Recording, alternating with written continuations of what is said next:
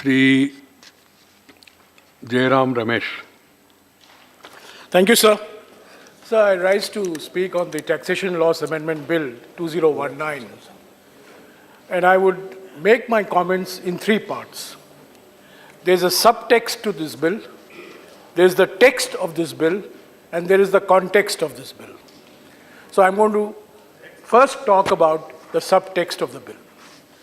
So this bill really gives legislative sanction to an announcement made by the Honorable Finance Minister on the 20th of September 2019 during the course of a GST Council meeting in Goa. She had presented her maiden budget on the 5th of July 2019, but within 77 days, major changes were made to the corporate tax regime, and that too through a big bang announcement in Goa. So the changes were welcome, but the timing was quite extraordinary. 2 days later, there was the Howdy Modi event in Houston. Prime ministers always like to go on foreign trips accompanied by major policy announcements. And I think what happened on the 20th of September 2019 was a curtain raiser for the event that was to follow in Houston. Otherwise, after presenting a maiden budget on the 5th of July, within 77 days, the finance minister would not make such an announcement. Normally, the GST Council is a council in which items are discussed through a process of consensus, but this was a unilateral announcement, a bold announcement, an aggressive announcement, no doubt, but a unilateral announcement on the part of the finance minister. So let me now come to the text of the bill. The text of the bill is very simple. The finance minister has explained it repeatedly. The headline rate of corporate tax comes down from 30% to 22%. And for manufacturing companies who set up shop after the 1st of October 2019, the corporate tax rate is reduced to 15%. So when Mr. Arun Jaitley, the late Mr. Arun Jaitley, presented his budget in 2015-16, he announced a 4-year phased reduction program in the rate of corporate tax from 30 to 25%. And the finance minister's announcement in Goa, I take it, was in the tradition of what Mr. Jaitley had announced, but he had not followed through along the lines which he had perhaps anticipated when presenting the budget. So 30 headline rate comes down to 22 headline, and the manufacturing companies will attract a rate of tax of 15%. The Honorable Finance Minister is also on record as having said, if companies do not make use of any rebates or allowances, the rate of tax would be 25.17%. So this 25.17% is compared to what? You have a nominal rate of tax and you have an effective rate of tax. And in 2017-18, the effective rate of tax was slightly over 28.5%. So my question to the Honorable Finance Minister, 30 to 22 looks very grand, but 28.5 effective rate of taxation to 25.17 does not look all that grand as compared to what the announcement was made. So further, the finance minister also announced in Goa, and I compliment her for being fully transparent, that we will lose, the economy will lose about 1,45,000 crores on account of these corporate tax reductions. Now, so when you look at the structure of people who are paying the corporate tax, only about 850 odd companies are paying an effective rate of taxation of more than 30%. Only about 850 odd. And these companies account for about 16% of the total corporate tax collection. So this 1,45,000 crores, according to my calculations, will benefit largely 850 odd companies. But it's a very large benefit that we are giving, 1,45,000 crores, in the hope that capital expenditure will actually increase. Now, sir, when an ordinance is issued and a bill comes after the ordinance, usually the bill sanctifies the ordinance. But I wish to point out, sir, that there are significant differences between the ordinance that was issued following the finance minister's announcement and the bill that we are discussing today. There are three very significant differences. And most important difference between the ordinance and the bill is that the effective rate of MAT, the minimum alternative tax, was, according to the finance minister's initial announcement, to be made applicable from the financial year 2019-20, but according to the bill, it will be made applicable from the financial year 2021. So this, again, I do not want to make a big issue out of it, because obviously the finance minister will come back and say, but 10 years ago, this is what happened, 15 years ago, this is what happened. It's quite possible it may have happened. But sir, normally, members of parliament operate on the assumption that a bill issued after an ordinance converts the ordinance into a law. But I wish to point out that in this bill, there are three very significant differences between the ordinance, and one of the differences I have pointed out relates to the minimum alternative tax. Sir, no government should take parliament for granted. No government. And when an ordinance is issued, the bill must reflect the ordinance. If changes are made following the issue of the ordinance, it reflects poor staff work, poor homework on the part of the government in power. So I am not casting aspersions on anybody, but I do wish to say that normal parliamentary practice is 100% mirror image of the bill with the ordinance that is issued. So the corporate tax reduction involving a loss of, not a loss, but a revenue foregone of 1,45,000 crores is about 5% of the total revenue, slightly over 5% of the total revenue that the finance minister had budgeted for in her maiden budget of July 5th, 2019. The assumption here is that companies will have more cash.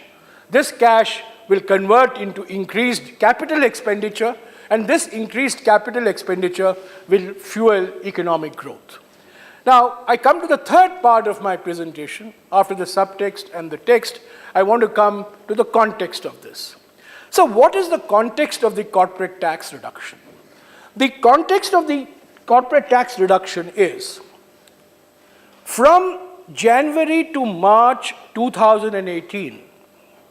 So there used to be a very famous Hindi film called QSQT. Now, we are living in a new era of QSQT, not Qayamat se Qayamat tak, but quarter se quarter tak. So let us look at QSQT.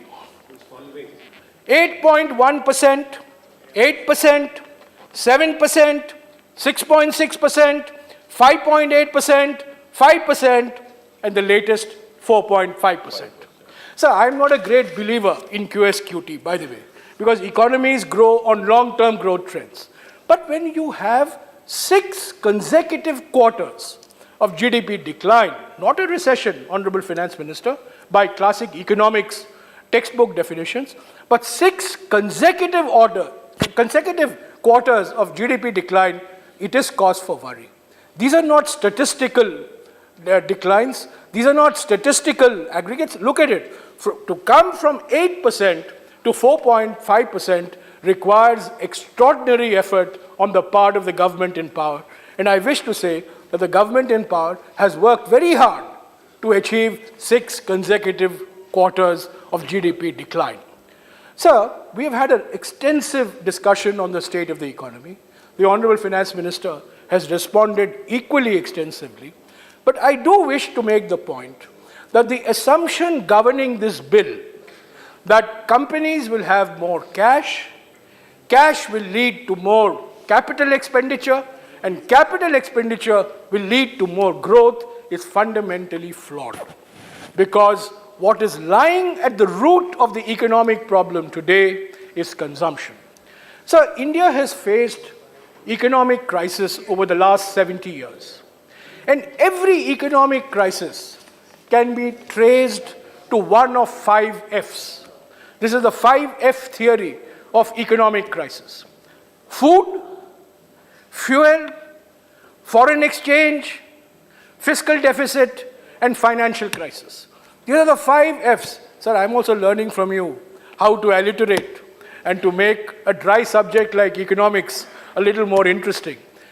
So if you look from 1950, whenever India has had an economic crisis, we have had a shortage of foreign exchange, or we have had a failed monsoon, or we have had a ballooning fiscal deficit, or we have had increased oil prices, or we have had international financial crisis.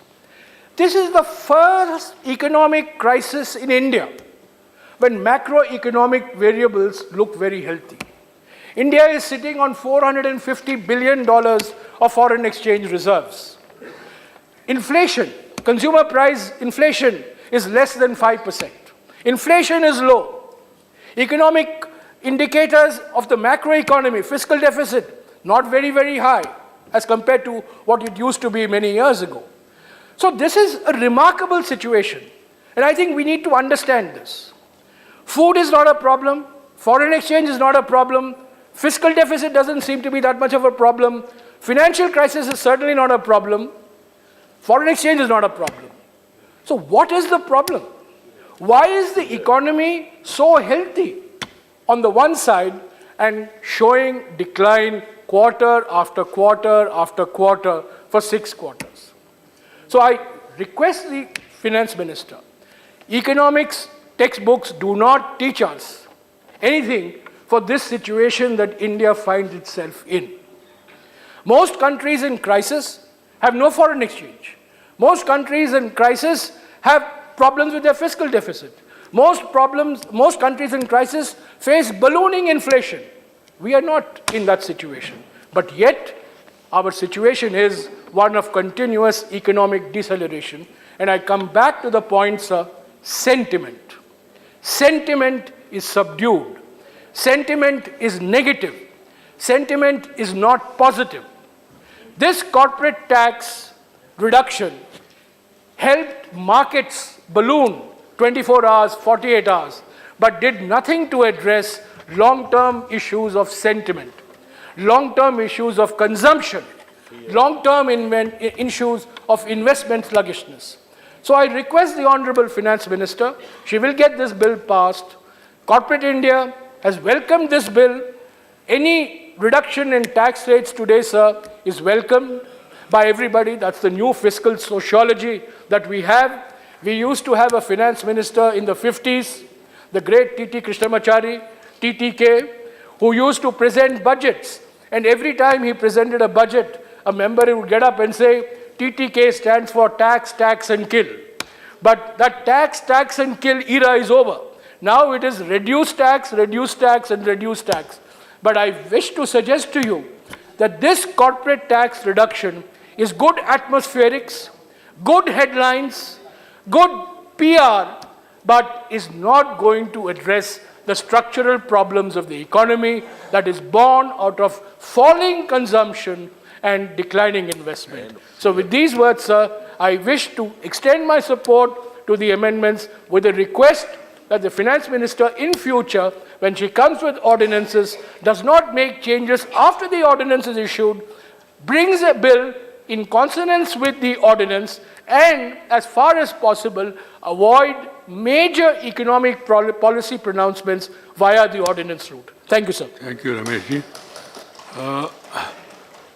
Honorable members, we have 3 hours time for this bill.